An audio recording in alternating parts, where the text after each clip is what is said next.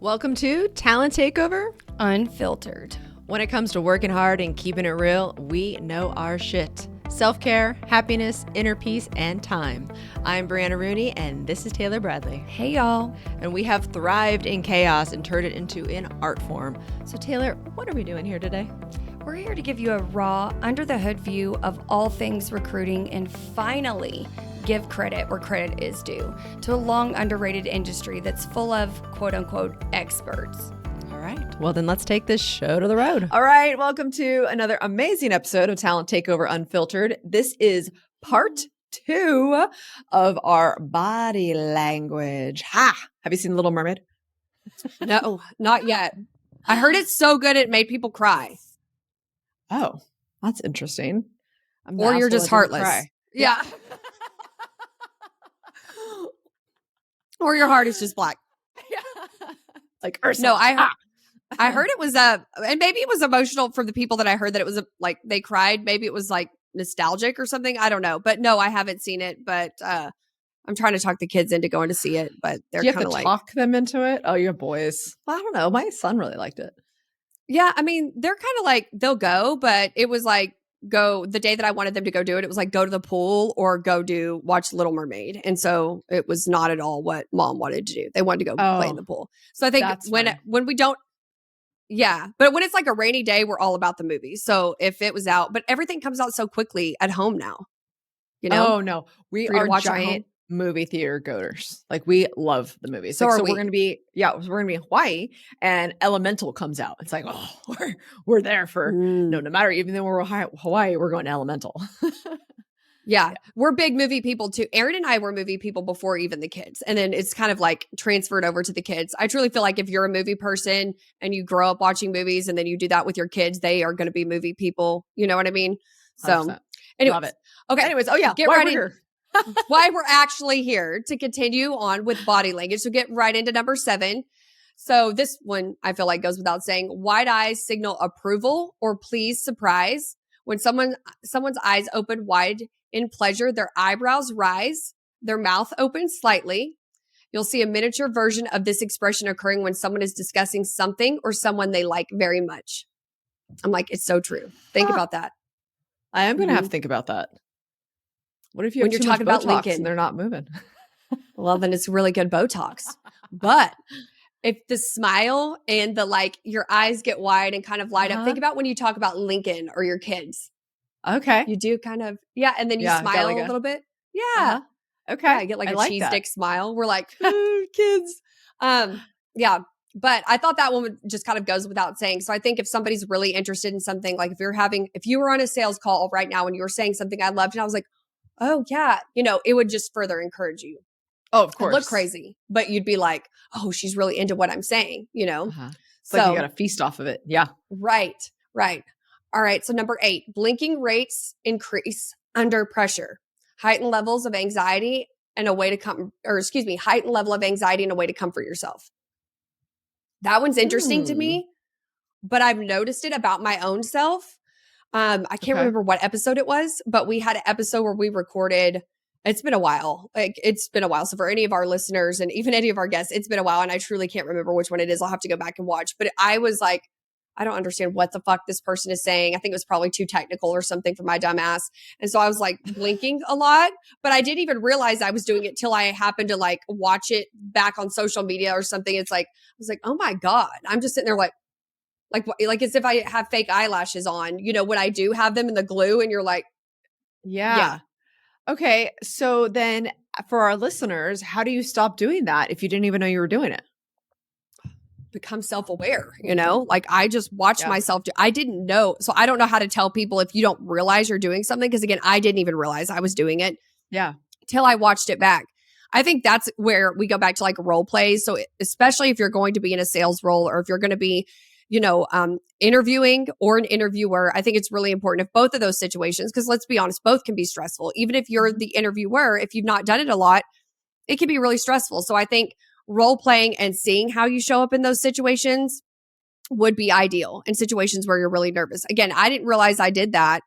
And again, I don't know if it was situational for that specific moment because I didn't even think it was something I did whenever I got really nervous or nervous at all. But I think it's good for everybody in general to just do a role play, whether they're interviewing. If you're going to be doing sales, you need to be doing role plays so that you can see what your little tics or behaviors are.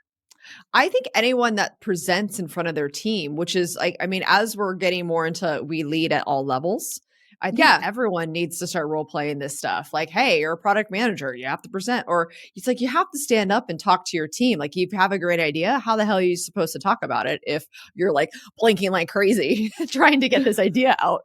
No one's noticing, it's like no one's listening, I should say, not noticing. Yeah, exactly. So I think to your point, it doesn't matter what the situation is. If you have to be speaking in front of people, you need to practice. Point blank, period. There's not every situation can you show up like we do where we're saying fuck, shit, stuttering, misspeaking. It doesn't matter on this platform, thank God. But like there is a time and a place where you need to have your shit together and not be, blinking like crazy or, got all this hand stuff going. Like you got to get your shit together. But practicing is the only way to answer your question that anybody's going to know what it is that they do, if they do anything. And just I think now that a lot of people are working from home, it's like you need like that nice light, right? So it's like the video you want to show up. So it's like put your phone in the little holder that it comes with, like the little ring thing, and video yourself. And then I am telling you from experience, watching yourself is the most torturous thing. I would say the first 10 times you're watching yourself, you're just like, stop it.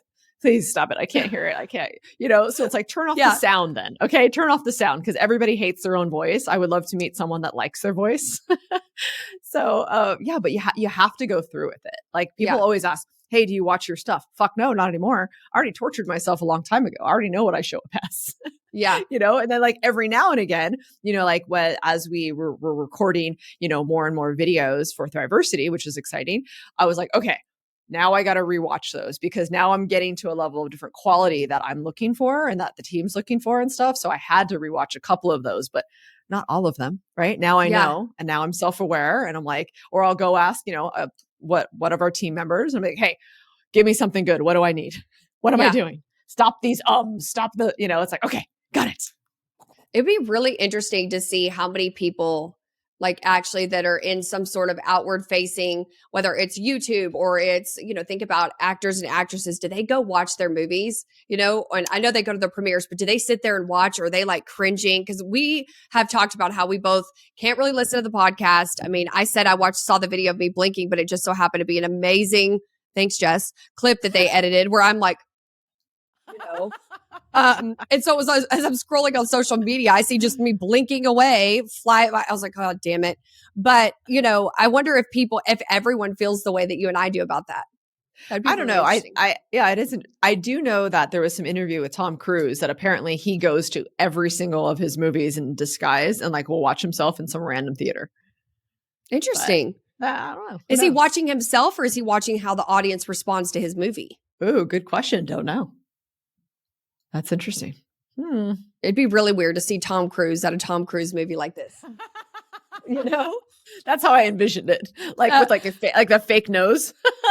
Little glasses, fake nose. Like the Mission Impossible, what he does. Yeah. Where he pulls off a whole face. Love it.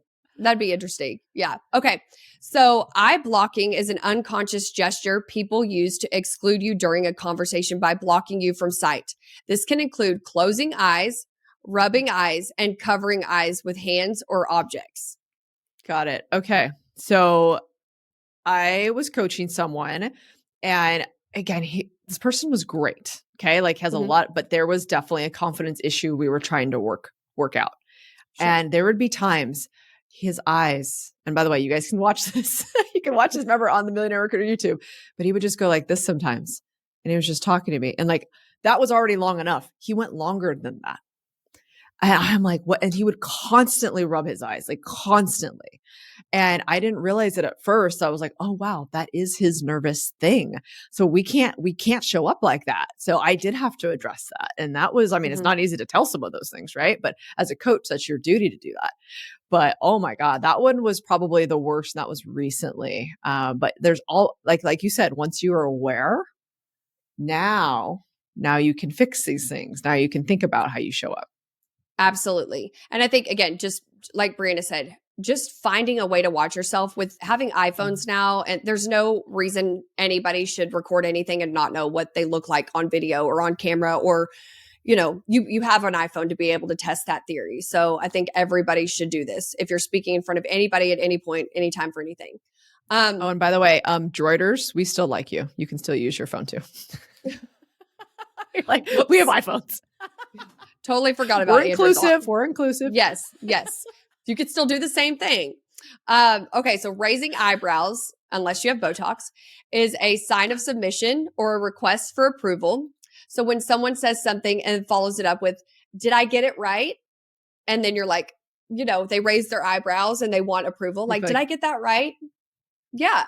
So I thought that was an interesting one. Again, if you have Botox, like, you don't do that. So my eye, that's where I may be trying to raise my eyebrows, but my eyes would just get really wide because I don't want those puppies to go up. I don't want them to move. So I think, modern medicine, you have to factor that in when somebody's eyebrows don't move. That's a good point. Okay. Yeah. All right. And then the last one, posture. It's a strong indicator of whether or not a person is interested in the conversation. If the person is leaning back or slouching, it might indicate that they're disinterested or dismissive. If they lean forward in their screen, this usually indicates that they're interested and engaged. I believe that 100%. So I was just up in the Bay, for Tech Week, and I found myself in certain meetings, like was almost like gonna attack them, because I was so excited, and I'm like on the seat, like barely sitting down, like fully in my seat.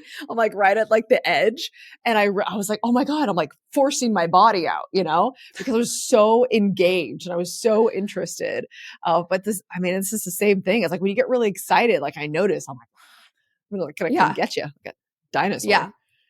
I think that's hilarious because I've seen you do that. And I know that's when you're really excited. You hold on to your chair and it's like, oh, she's coming. She's coming. She's about to come for you.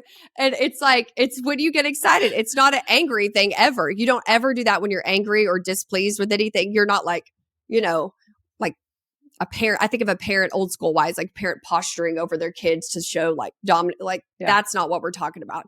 It's actually the reverse. The disengaged is more slouching, leaning back, crossing arms, looking away, unless again, caveat to that, they're looking at their other monitor. Cause that's one that I think is like a big one is if you have to move people to your big screen. We should actually talk about this one. Yes. I was hoping you were going to talk about this. Yes. Let's go into this one. So it drives me absolutely crazy when in just any kind of meeting like this, if I can tell on somebody else's other screen and they're never looking at me when they're talking to me. I actually will say something.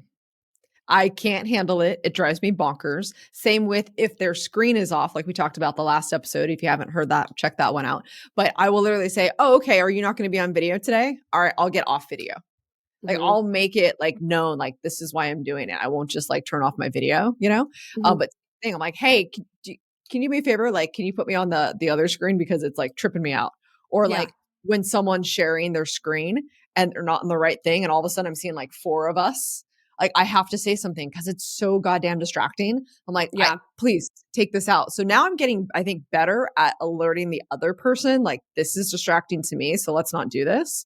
But that's hard. Oof, there's a lot. I think there's a lot of video etiquette, and this body language thing is gold, I think, because people need to know how they show up. They have to have the self-awareness. And then on the other side, they also have to have the empathy as leaders and mentors to help the other individuals. But these are all sales things. So like you said, if someone's getting excited, like while I'm talking, that's when I go in for the kill. Like that's when I talk about price. That's when I talk about, hey, so we'll just sign this fee agreement. I'll send this over right now. Like when I know they're jazzed like that, that's when you ask, or I'll ask for the recommendation. I'll ask for the referral. Like that's kind of like you're pouncing time.